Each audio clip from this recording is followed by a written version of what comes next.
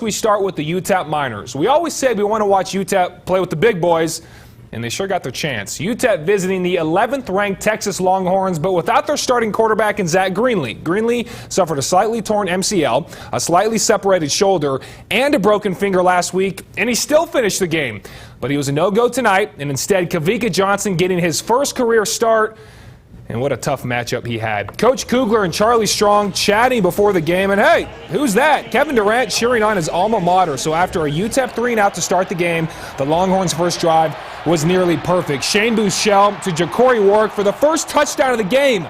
But take a closer look. Dante Levalette forces the fumble into the end zone, so it'd be a touchback for the Miners. UTEP, though, another 3-and-out, which led to this. Just a 3-play drive as Buechele, the lob at the pylon.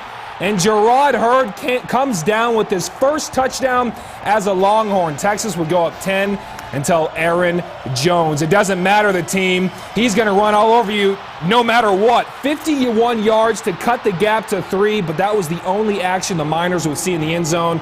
But hey, at least Pete is cheering on his team. So later, Warwick back in the end zone, but this time it's going to count. Again in the corner, but this time he holds on and taps the right foot for the score and the 20-7 lead. And in the second half, it only gets worse for the Miners. Buechele with an absolute dime over the secondary to Dorian Leonard III for 46 yards.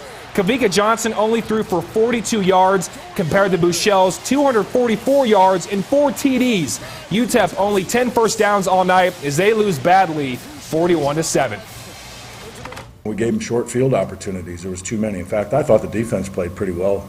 The final score doesn't indicate that, but they were dealt short fields many times in tough situations, and I thought they battled extremely well, especially with, Alvin Jones came out in the second quarter with an injury and didn't play the remainder of the game. We played as hard as we could. We went out there, gave it 110%, and you know what? We didn't really look at the scoreboard the whole game. We just tried to do what we could do, play assignment sound, and I think our guys fought hard.